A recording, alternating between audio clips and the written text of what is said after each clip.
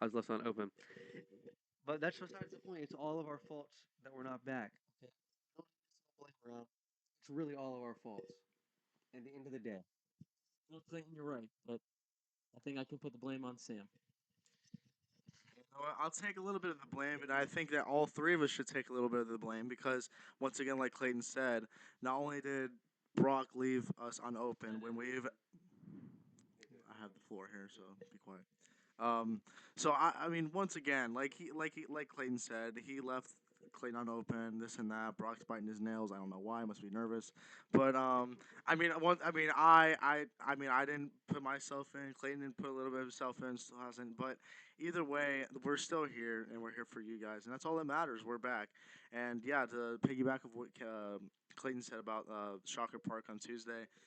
Yeah, I came up to and said, hey, let's do this podcast. So, and I first thing I did was call Brock, and yeah, and look where we are in the bed together. Yeah, I forgot to bring that up. Yeah, we were in the bed together. I'll just leave it at that. And so yeah, we're back, and we're gonna put way better quality out for you guys, way better than before. Of course, we're not going to meet in person all the time because Sam lives 2 hours away now, where he goes to college. Brock's in high school. I'm in college, but we're both going to school in the same county. This guy is not. He's 2 hours away, down south. And that is not going to stop us. We are going to do over the phone podcasts and everything too. Like we're going to try to get as many podcasts out as possible whenever we can record because we want to entertain you guys, and there's always stuff going on every single day that we can talk about. So the first topic of the day, guys, what do you want to talk about? Like the world. Well, I mean, obviously a lot of stuff's happened, but since we've been gone.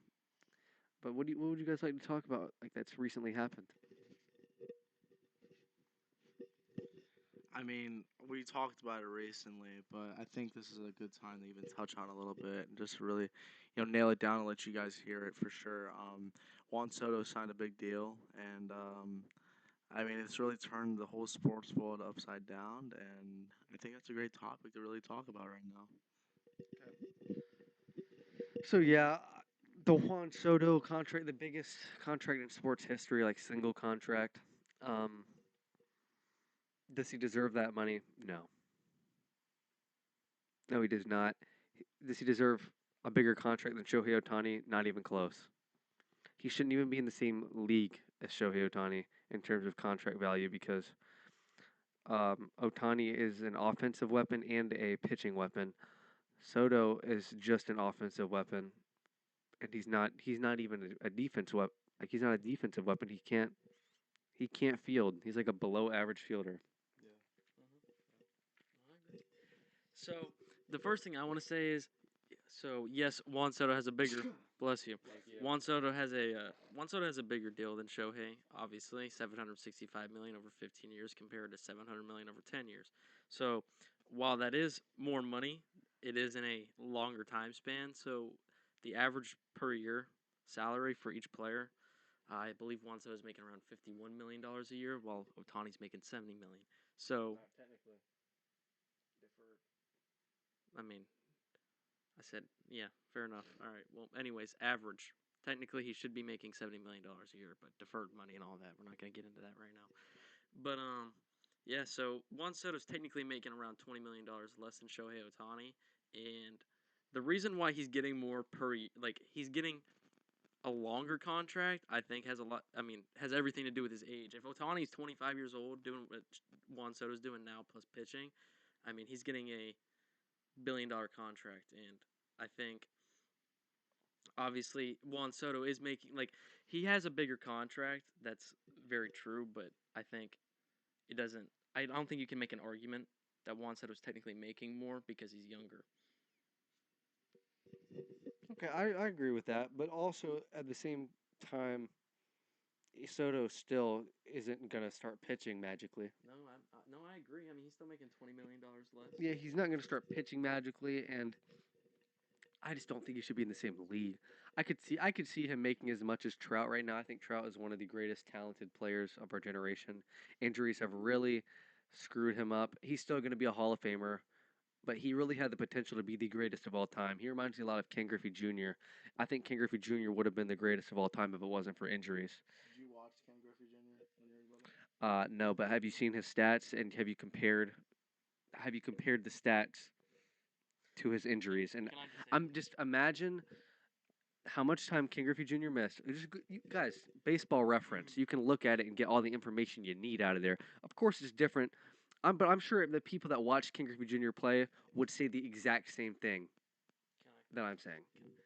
I would just like to say something. Ken Griffey Jr. is not the GOAT. Barry Bonds is. And that's all. Did I say Ken Griffey Jr. was the goat? You said he could have been the GOAT. I said yeah. He not even close. He wouldn't even been. He's not even comparable to Barry Bonds. Give me the no.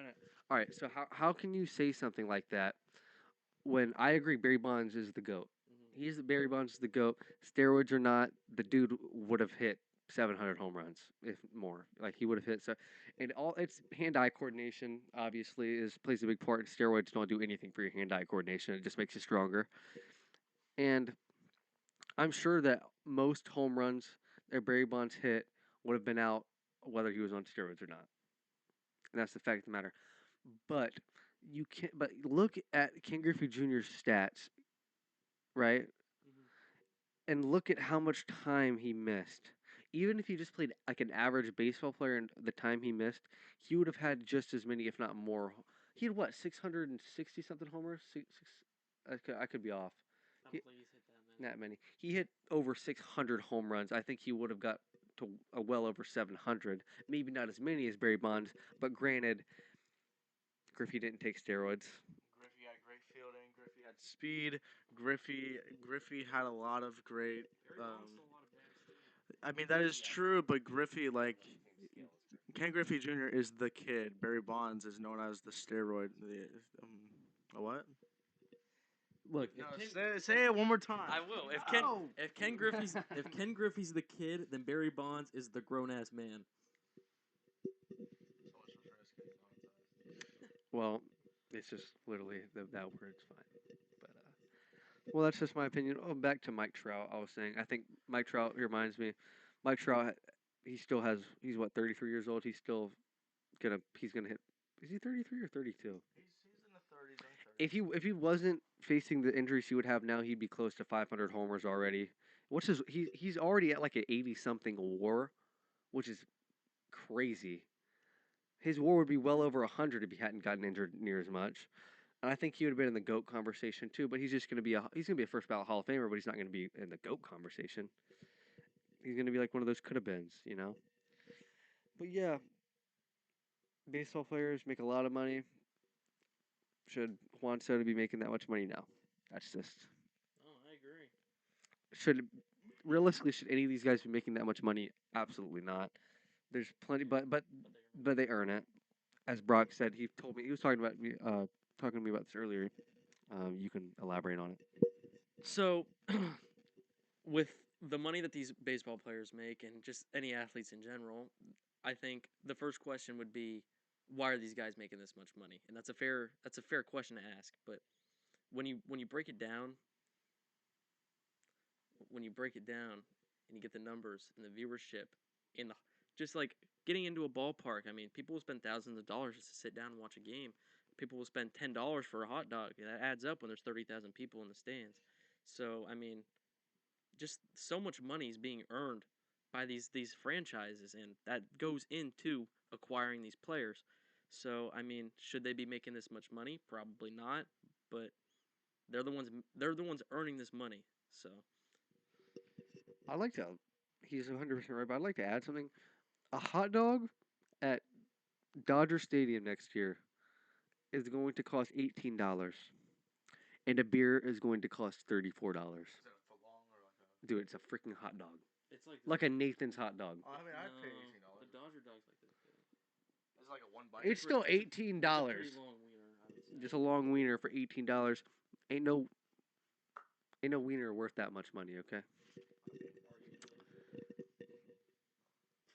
Back Back to the Juan Soto contract. But yeah, as Brock said about the Juan Soto contract, these people should not be making this much money. There are people in the world that deserve this money, and we actually talked about this recently. And I'd say I made a good point about how like there's people in the world like doctors and military people or army or those people in those professions that deserve this kind of money. But with the people that play sports, baseball, football, hockey, and all the sports you like or those are the people you're gonna be watching at night. At 7 o'clock, watching these people, risking their bodies on the line for your attention on the screen. And so with all the money put into this, and something else I said is that these sports are about two things. They're about the players, and they're about the fans.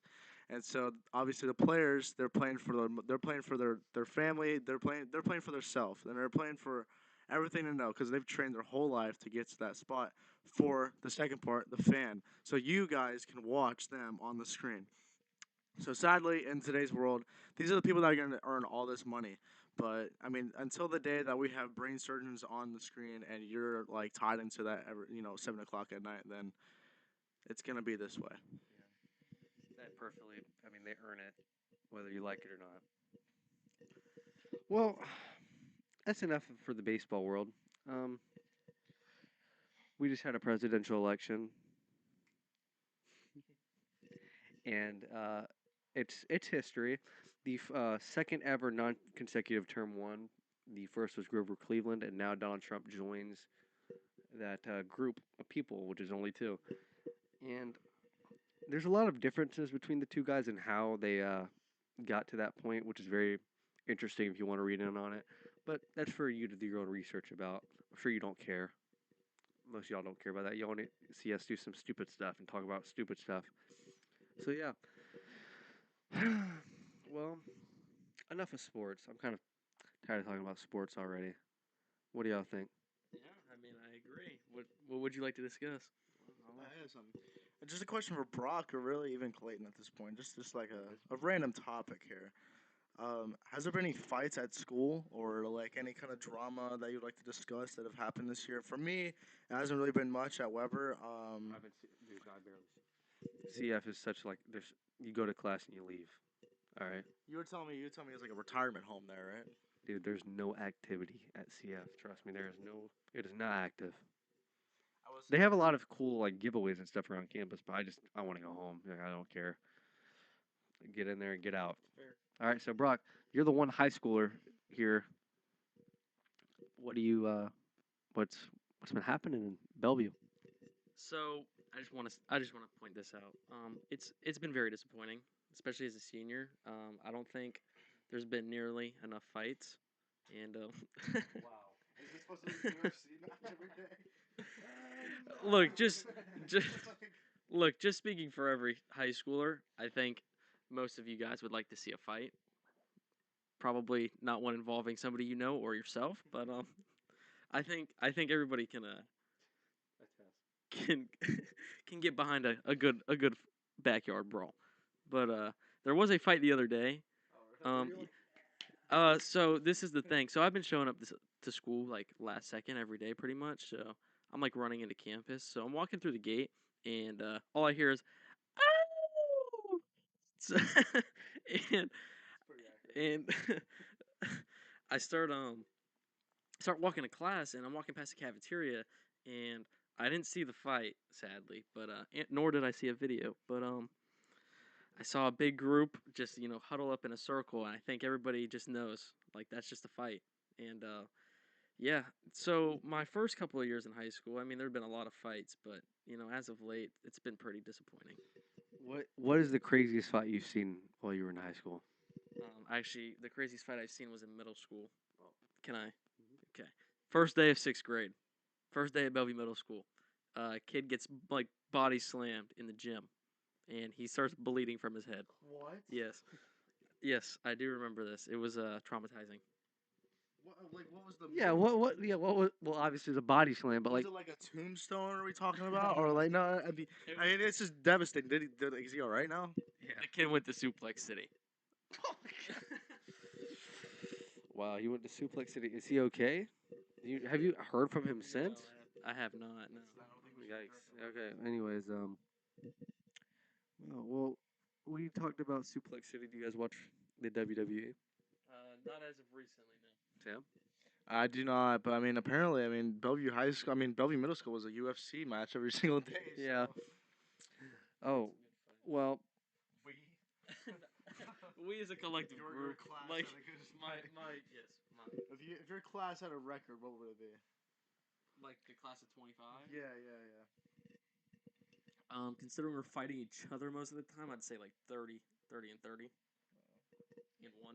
60 fights is pretty impressive. oh, yikes, guys. Well, oh, obviously, a lot has happened since we've been gone, but none more interesting than the district championship in 2024. The 2024 season, the district championship game between Bellevue and Vanguard, a rematch of the decade. Because, hold on, Wait, can I just want to give some context first. So, some of you may know, last year, well, my junior, me and Sam's junior year, Brock's sophomore year, I don't think he was playing baseball at the time. Bellevue and Vanguard played each other in the district championship game, and we got crushed on our home field. That is, Vanguard got crushed on their home field. It was bad. We took that to heart, and then the next year we came back, rematch of the district championship game, and Vanguard, we got our get back. We got our get back. We ended it. Me and our seniors ended it on a high note, and Sam and his seniors did not, and it's just rough. I would like to say something. This win for Vanguard was so monumental that it earned Clayton a JV assistant coaching job. Yes. I am a JV assistant coach. I had a one of the few hits. I batted second that game, I believe, and I think the kid batting first ahead of me, he walked, I believe. Then he stole. Second. No. He walked, and then I got a hit up the middle, and then it was runners on first and third. I stole second, so now there's second and third. No outs. Jacob Wells up to bat. Now, granted, nobody was scoring. It was a pitcher's duel. Our pitcher Noah Wood was sick. Like he was sick, and he pitched a complete game shutout that day. It was a complete pitcher's duel. And then Jacob Wells batting, I believe, third or fourth. No, fourth because CT was batting fourth. I think CT struck out. Yes. There's one out. CT struck out, so there's one out. Jacob Wells hits a single up the middle. Me and Guillermo scored, and that was it. Final score 2-0. We win. Noah Wood, Noah Big Game Wood, if you're watching out there, love you, brother. Me and him are both assistant JV coaches at Vanguard now, so I think that was a big part in it, though, of me and him getting the job. I do want to say something about Noah Wood. He was pitching fantastic that day. I remember like everything he was pitching, like facing him. I'm pretty sure. I don't know if Brock. I went up for 3. Okay, so maybe Brock can give his own insight of facing him. But I know that his curveball is like he's really tall dude. If you know who Noah Wood is, really tall dude, and he's got that arm angle where he throws that curveball. It's really like it's something, you know. It's something you don't see, you know, every game of facing a pitcher. But he's really special.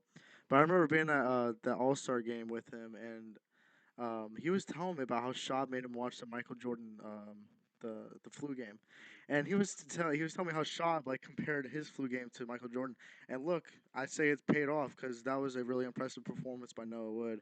Um, there's some talk that even if Brian didn't, I mean, there's no way Bellevue's gonna win that game. Let's just put it that way. No matter who's on the mound or what, there's no way Bellevue's gonna win that game because our offense pooped the bed. Before Brock says something, I'd like to make another statement. Yeah, I would have to agree with Sam, but I would like to give my insight on facing Brian because Brian pitched good that game too, and I'm the only one here that can give some insight on that. Brian pitched a hell of a game too. Just had that one inning where it was 2 hits, all it was, and that was it. A walk and 2 hits is what lost the game. Obviously, you guys didn't hit, but facing Brian, I think I had 2 at bats before, and I I got out both times. Didn't strike out. At this point in the season, I was really on fire. I was seeing the ball very well, no matter who was pitching. And Brian was pitching very solid. I believe I swung first pitch fastball because he was throwing first pitch fastballs a lot, and I swung and lined out to shortstop. That was a rough one because I pieced it up. Second at bat, I was fouling the fastballs off like solid, like hitting them hard, pulling it down the line. Then he started throwing me a ton of curveballs, and then eventually believe I popped out on a curveball. And then my third at bat, I told myself he knows that I've been piecing the fastball up really nice. He's gonna throw me a first pitch curveball. So I sold out on first pitch curveball, and sure enough, he throws a first pitch curveball. I line it up the middle over shortstop's head and get a hit. So it's just baseball is very much so into intelligence too. Like you got to be smart. Yeah, liberal arts according to Sam, but yeah. Um, so obviously taking a year off of baseball probably not the greatest idea in the world. So I came back. I wasn't the same player. I think one could argue, and I was really struggling hitting the ball. I kind of got in a little stretch towards the end of the season, but pressure got to me, I guess. And in the championship game, I went 0 for 3. Now I believe I only struck out once, but I remember, I think it was like first pitch. I got a little inside fastball, a little behind it, got jammed, and yeah, that was that first at bat, 0 for 1. Second at bat, I got absolutely embarrassed on a curveball, and the third at bat, I'm gonna be honest, I don't really remember it, but yeah, I mean, as much as I want to say we would have won that game, I mean, we put up no runs. And I think we got a little on our high horses when we heard that Noah Wood was pitching and was sick. Yeah. So I think that gave us a little bit of false hope and maybe a little bit of cockiness, I would say. So, yeah, I think we kind of lost that game ourselves. I mean, this is going to sound extremely biased, but I think we were very evenly matched, and I think even with the score, I think we got embarrassed, and I think it would have been a much better game if we would have just, put our pride to the side and just played baseball. And I will say, there was multiple games we had. We lost to Gainesville High School 1-0, and so that was a horrible game. I remember pitching that game, and we lost that game because there was an error in left field. I'm not going to say the name of that person, but there was multiple games. I think we lost another game 2-0 or 1-0 like that, and I think I remember I was on the mound for that game too. But yeah, I mean, just same thing. Our offense the whole year was really shaky. Sometimes we score 5 runs, next day we get shut out. I would like to say something. This past season was a roller coaster. I think we got cold at the wrong time, and I think that happened multiple times throughout the season. I believe we started the season 7-0. Yeah, and I think a blink of an eye, and we were 7-6. Like we had lost a lot of games in a row, and I think that was our team was very streaky, and I think we just got cold at the wrong time. And we went to spring break in Panama City Beach, and we lost to Bay High School. That was our first loss. And I was pitching that game, and we 3-2, I think. lost. It was a really low scoring game. Same thing, like I just said. Like I think either it was like 2-1. I think it was 2-1, and we lost 2-1. I remember pitching the whole game, and we lost. So those multiple times of that happening throughout the year, and that was our kryptonite of losing those close games. That game was the start of the downfall of Bellevue High School. Yeah, no, Bellevue is not looking good this year for years to come. If we're being real, and Vanguard is looking solid with our freshman class. I've seen it firsthand. So we'll see how that plays out over the next 4 years. But I'm sure most of you guys will be in college by that time and will not even care about high school. So, well, I think that's enough of our baseball careers and how we finished them out. But you know, since we've been gone, a lot of new music has released. A lot of artists are up and coming. Any new artists you can think of that are like new and up and coming that y'all are starting to enjoy? I mean, I really don't know any new artists, but I will say that my artist that I like personally is Morgan Wallen. I mean, it's a pretty straightforward answer. I mean, Morgan Wallen is probably the best country artist I'd say right now. Maybe, maybe. Personally, I believe he's a talent. He's very talented. Now, my opinion on Morgan Wallen is very strong. but I used to like. I think back in the Dangerous, the double album. If y'all know what that is, Dangerous. That album is a masterpiece. Some great country tunes on that, and I think the One Thing at a Time album is just a more quantity over quality. Like there's not as many. There's some like songs, but they're not really country songs. You know, it's just kind of like low hanging fruit for him. He knows they're gonna get clicks. Like the song Last Night, that is one of his worst songs, Well, in yeah, my I agree. opinion. That's something you really listen to, like while you're by yourself. It's something really you listen to. But I will have to agree with Clayton that some of the songs on the album aren't really country. And for example, the one guy Shabuzi, the one song the Oh, trash. You that's know, something I want to get he's into. not even a country artist. He's just it's these What makes people. you think he's not a country artist? Well, because the beat, like everything that you can think It's not country. of a country song. Think of a George Strait song. Compare a George Strait song Yeah. to Shabuzi. Who? George Strait is the bass line. Like if it sounds nothing like George Strait, it's not country. If it sounds a little bit, yeah, I'm sure it can be country. There's different forms of country like bluegrass, Americana, folk. They're all like kind of derivatives of country music. But Morgan Wallen, a little bit. He has the some songs where it's country, you know. But my opinion on him, I still like him. I still listen to his music, but I listen to his older music and like the more countryside of him. And I'm gonna let Brock talk here, but we're still gonna discuss our new Just artists we like. okay. Just a quick second. I just, just a quick second. I don't need the mic for very long. I just don't think country now is how country used to be. Like modern day country, it's just. I'm not like a huge country listener, but I can tell when a country song is new and when it's just peak country. So But there's a difference. Like obviously, you look at country songs and they've changed a lot. Like '90s country is very different from '70s and '80s country. I say '70s. I say '80s country is kind of a mix between '70s and '90s. It's like the transition period. Now '90s country is personally my favorite era of country music.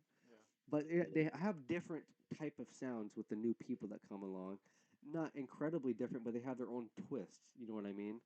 And but original twists, like developments, like how a society develops. The music's going to develop a little bit. But with this new country, it's not original. They put rap beats in a country song. How is that original? That's not evolving. That's just combining rap and country to create what we like to call country pop, which is not country. Country rap, Country rap, like okay, you could call it anything but country music. You cannot label it as country by itself when it has a trap beat in it. Okay, it it it, country music doesn't tell a story anymore. It's true. Like it doesn't tell like you know the song "Dinosaur" for example by Hank Williams Jr. It sounds familiar, but I mean, like think about like "Write This Down" by George Strait or "Check Yes or No" by George Strait. I mean, you really think of it, it's telling a story about not even just like a life story. It's just talking about a story. And okay, nowadays, like Clayton said, it's just the same verse over and over, just trying to get that flow or that like just trying to get those clicks online. For example, Yes. Shabuzi. Yes. Sam hit every freaking note on that, no pun intended. But I would have to agree with all of that. Like it's for the clicks. It's not even for like telling a story anymore. Like honestly, guys, I'm not the biggest George Strait fan. I just think he's kind of like has a mediocre voice. But dude, his songs are so catchy. They tell a story. Like you can listen to them and enjoy. But like, there's no like, what do you call it? Like content. Like there's no. I'm trying to think of the word. There's no like quality. Like George Strait songs are quality songs. There's no true purpose of the song. It's all about, like I said, it's about the flow. It's about getting like people wanting to listen to that beat, not even necessarily the words. It's all about the beat, not even just the words. Okay, you know this segues perfectly. well, Okay, it's not even just that. I think there's just a lot more passion in the previous songs. I feel like That's true. Yes. like you guys had said, I think those songs tell a story, so it means it just means more, you know. Yeah. Now that kind of transitions me perfectly into my current favorite newcomer right now. Obviously, I am a huge Tyler Childers fan, but he's not really a newcomer. I'd have to say there's two guys, Wyatt Flores and Zach Top. Now these are two guys. Now Zach Top is a classic example of somebody keeping the '90s country alive. It's not. There's no like new developments, but it's classic country with classic country stories and songs, and it's beautiful. He's got a beautiful voice, songwriter, a fantastic songwriter, and it's just great songs that remind me of like George Strait, people like that. And a new guy that is developing the proper way and not putting rap beats into his country music is Wyatt Flores. He has created his own kind of genre of country music by itself, which is something unique to itself, but can still be considered country. Yes. It can still be considered country, even though it doesn't sound anything like previous country music. You know, it's his own thing, and it's not in a bad way, like how Morgan Wallen has trap beats in some of his songs and Shabuzi.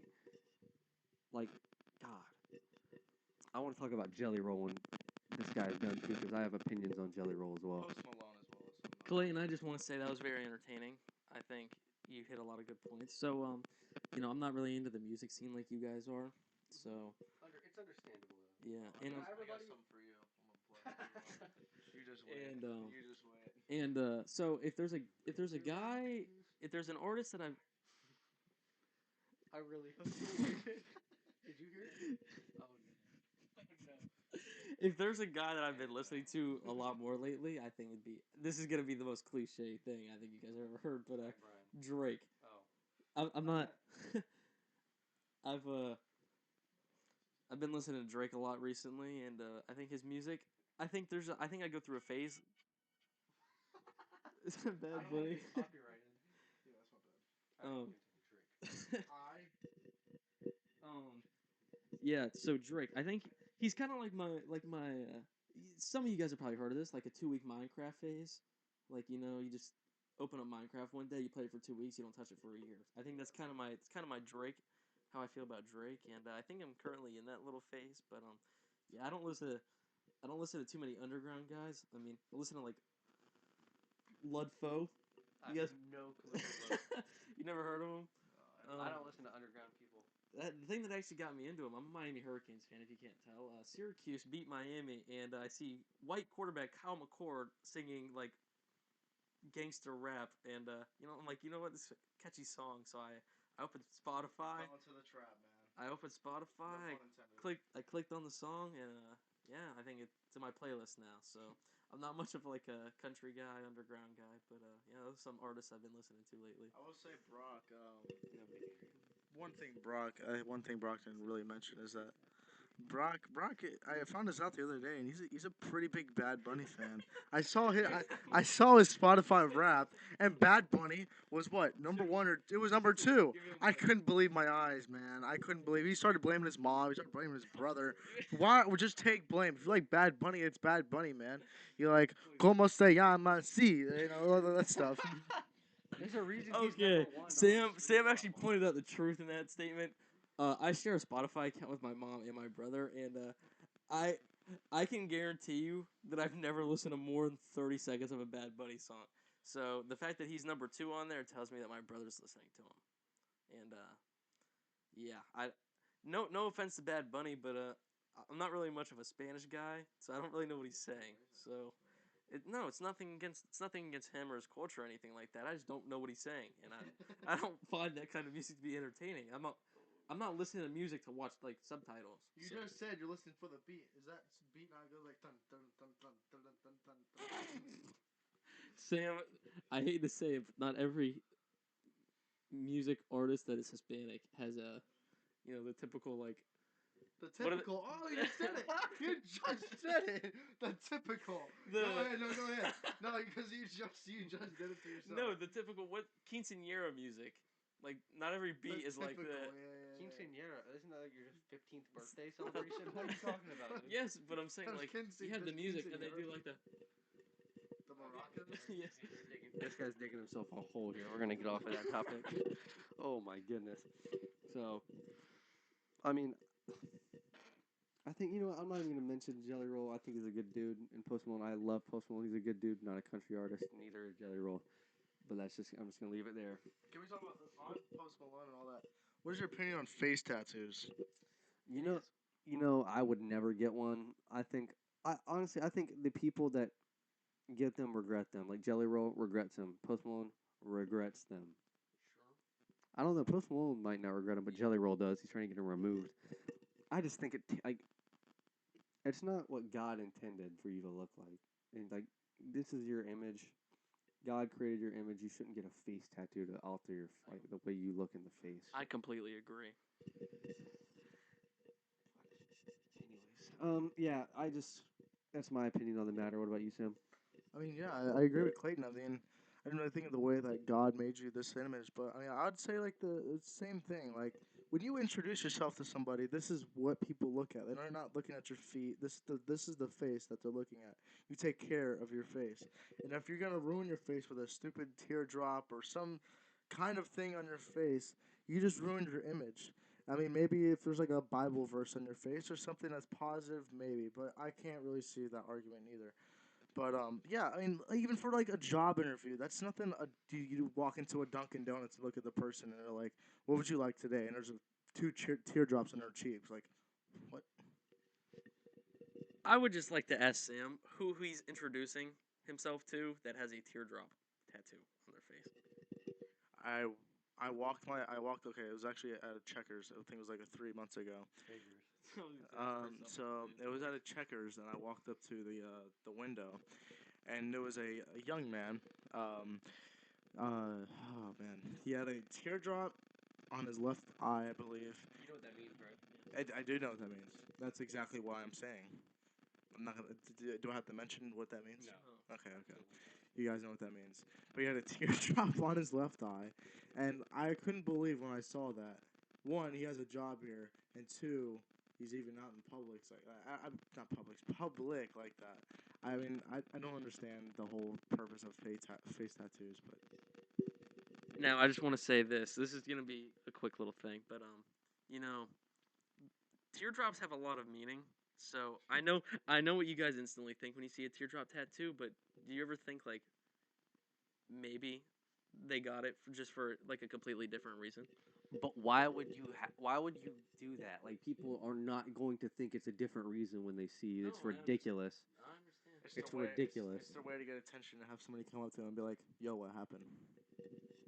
I don't think even if they had. I don't think anybody's asking Well, I don't somebody even. that I would. don't think they would that's true. explain what Yeah, happened. and I don't Yeah, think they would. if you're asking, I wouldn't talk to somebody that would have that. To be honest with you, I would try to avoid the teardrop tattoo person by all means necessary. Well, Dude. that's the thing. I walked into a Checkers window, and this is the guy that asked me, "What would you like?" To go home. Choke me on a cheeseburger. He's like, "Can I get one bloody ketchup cheeseburger?" Okay, well, Sorry. So, That was the biggest laugh. All right. eat the microphone. All right, moving on. We're not gonna go for too much longer here, guys. This is kind of just an introduction video. I mean, obviously, there's no guest here today. It's just us three catching up with you guys. And hold on.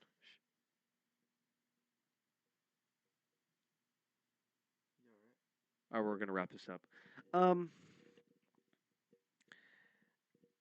yeah. So basically, I think this should be it for the podcast today. I mean, we've covered a lot of stuff. Okay, guys. Okay, guys. I just want to say one quick thing. Yes, we're back officially, and we're more than excited to be back. Obviously, if you can't tell, but you know, you guys mean a lot to this podcast, and if you guys stayed loyal through this whole journey so far, we truly appreciate you. And We do. I think from the bottom of all three of our hearts, we just want to say thank you.